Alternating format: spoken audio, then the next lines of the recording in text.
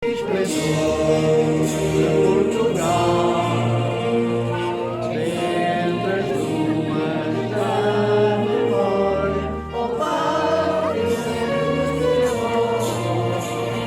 dos teus egrégios avós, e há de guiar-te à vitória, às armas, sobre a terra, sobre o mar. C'est le moment protocolaire. Je dois remercier, je viens d'apprendre à Saint-Clair, en Tunisien, pour avoir dégagé les nuages et nous permettre une soirée dans un si joyeux soleil bordelais. Mais bon, en commençant, mesdames et messieurs les maires, merci beaucoup pour votre présence qui témoigne une amitié solide envers le Portugal et la communauté portugaise qui est si nombreuse dans cette région. Aussi, mesdames et messieurs les maires adjoints, conseillers et autres élus, mesdames et messieurs représentants d'autres autorités et collectivités locales, mesdames et messieurs les représentants du corps consulaire, chers collègues, mesdames et messieurs les dirigeants et représentants du tissu associatif, qu'il y a nombreux parmi ici aujourd'hui, et merci beaucoup. Chers compatriotes, chers non-compatriotes, je ne sais pas qui va gagner ce soir, parce qu'on a un jeu du Portugal. Et un match. Mais je pense qu'il n'y a pas des représentants du Nigeria. Je veux dire qu'on va gagner. Chers amis, c'est un vrai honneur de vous donner la bienvenue au consulat du Portugal à Bordeaux dans cette journée du Portugal, du Camões et des communautés portugaises. Nous célébrons cette année un triple anniversaire. C'est les 30 ans de la création de la communauté des pays de langue portugaise. C'est le cinquantenaire de la première constitution démocratique au Portugal. Et c'est aussi le cinquantenaire des premières élections législatives au Portugal. C'est-à-dire qu'il y a seulement 50 ans, les Portugais et les Portugaises ont été appelés à choisir leur gouvernement. Alors c'est une date, on parle toujours de la révolution des œillets, mais c'était un processus et qui a, bon, pas fini, mais a abouti à cette vraie démonstration de la démocratie au Portugal 2 ans après et que nous célébrons maintenant 50 ans.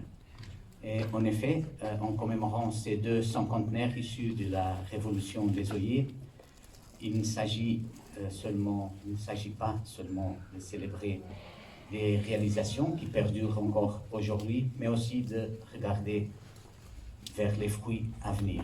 Et je vais parler un peu de ça pour qu'on puisse comprendre qu'est-ce qui s'est passé dans ces dernières 50 années.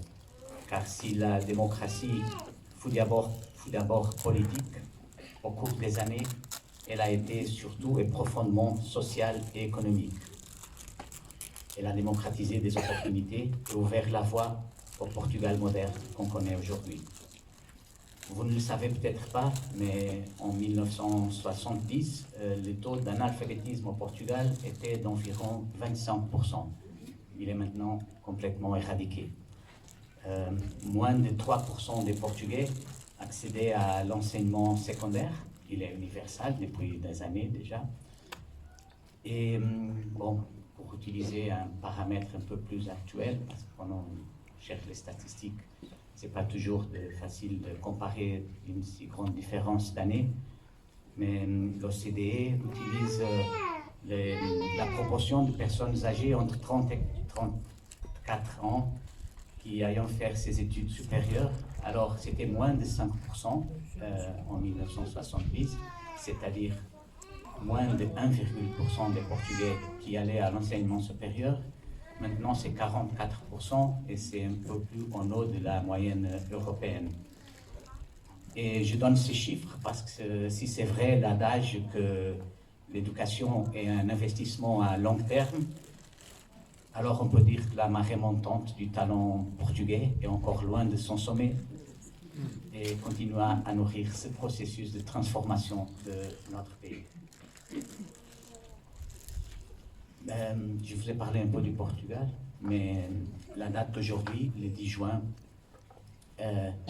comme il est d'habitude dans les journées nationales, ne marque pas une bataille, une libération, ni un tournant politique.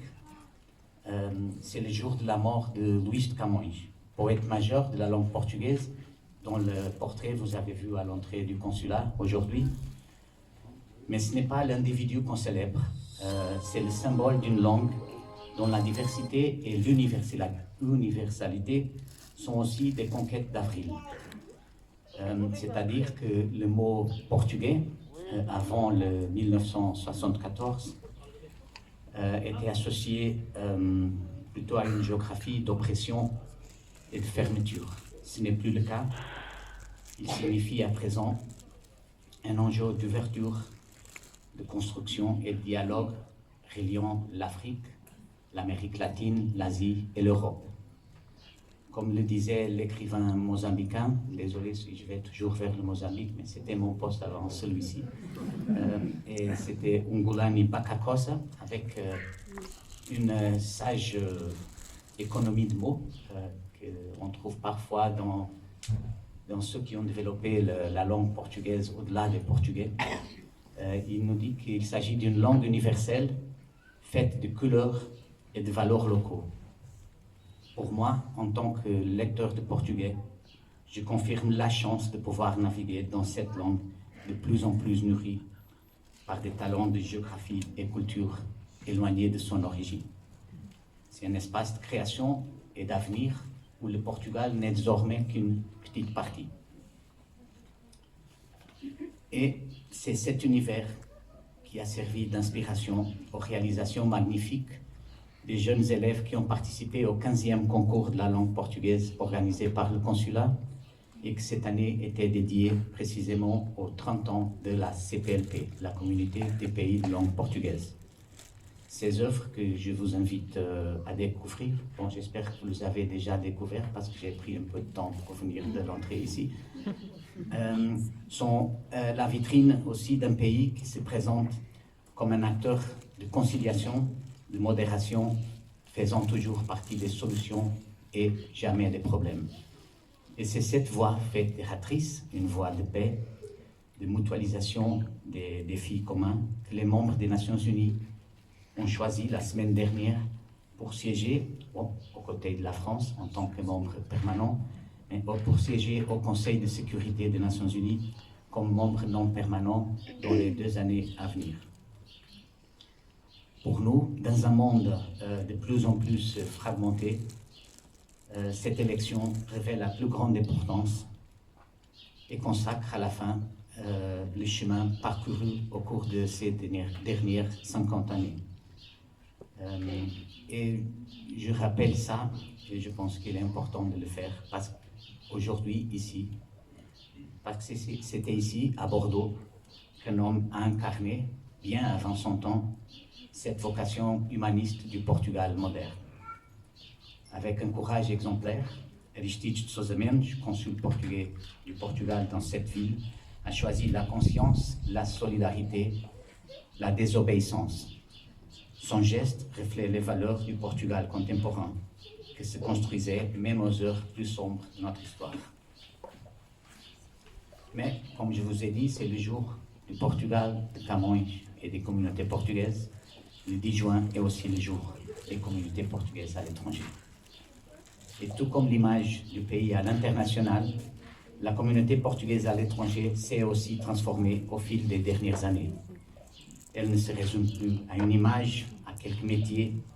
Elle est aujourd'hui diverse dans ses parcours, ses réussites, ses engagements. Et ici à Bordeaux, j'ai le privilège de le voir à chaque jour, l'exemple vivant. Je peux dire que c'est une véritable diplomatie non officielle. Et à moi, en tant que diplomate officiel, revient la responsabilité de ne pas contredire cette image portée par la diaspora portugaise. Vous êtes nombreux ici aujourd'hui, alors à vous, les représentants de cette communauté, je veux dire merci et combien c'est un privilège d'être ici à votre service. Permettez-moi enfin d'attirer votre attention sur 2 moments important du calendrier de 2026. Un des moments est à venir, l'autre est déjà passé, mais il faut le souligner quand même. Mais alors, pour le moment à venir, le 11 octobre, je vous invite à aller au Rocher de Palmer pour découvrir Marta Pereira da Costa. C'est une jeune artiste qui, grâce à une rare combination de talent, de tradition, de modernité, s'est imposée dans un cercle historiquement réservé aux hommes. C'est aussi des choses qui sont en train de changer au Portugal. Je disais, elle s'est imposée dans un cercle historiquement réservé aux hommes, c'est celui de la guitare portugaise. Je profite naturellement de cette occasion pour remercier chaleureusement à la ville de Sénon, au Rocher de Palmer et au château Orme de Pèze pour le soutien à la concrétisation de ce concert singulier. Je vais dire encore, 11 octobre, au Rocher de Palmer, ne le perdez pas. L'entrée est gratuite en plus. L'autre moment que je voudrais signaler, c'était le 2 avril, parce que c'était la date d'entrée en vigueur du traité d'amitié et de coopération entre la France et le Portugal. Bon, je ne vais pas entrer dans les détails, mais juste vous dire que ce traité nous amène à un niveau supérieur de convergence, et non seulement dans la relation bilatérale, mais également sur des questions internationales et européennes. C'est-à-dire que c'est l'expression d'un engagement de deux pays qui ont choisi de construire ensemble. Et puisque nous sommes à Bordeaux, et nous parlons de construire ensemble, et je vois qu'il y a ici des importants représentants de la mairie de Bordeaux, je souhaite évoquer l'élection de nouveaux exécutifs ici à Bordeaux. Oui, c'est pour vous, monsieur le maire adjoint. Je disais l'élection des nouveaux exécutifs ici à Bordeaux, mais aussi dans sa ville jumelée de Porto. Si nous admettons que des nouveaux exécutifs apportent normalement des nouvelles volontés, des nouvelles idées, des nouvelles énergies, alors que ces nouvelles dynamiques puissent renforcer un partenariat déjà riche et prometteur, mais qui doit aller de plus en plus loin. Et bon, pour terminer, je souhaite bien sûr remercier la générosité des sponsors de cette réception et du concours de la langue portugaise. Mariano, Luso Alimentação, Banco Santander, Academia do Bacalhau et le cabinet d'avocats Pierre-Emmanuel d'Oliveira. Aussi à la mairie de Bordeaux, naturellement, pour la mise à disposition d'une bonne partie du matériel que vous voyez. Ce soutien fait preuve d'une belle relation déjà ancienne de coopération, proximité et de confiance. Bon, bien sûr, à l'équipe du consulat qui a travaillé avec enthousiasme pour cette soirée. Bon, et finalement, à chacun d'entre vous, mais pour votre présence, mais tout en particulier aux enfants et à leurs professeurs qui ont participé à cette 15e édition du concours de la langue portugaise. On va passer maintenant, encore un moment micro, à la remise des lauréats. Mais avant de découvrir qui sont les lauréats de ce concours, je voudrais vous proposer un toast, mais quelqu'un a pris mon verre.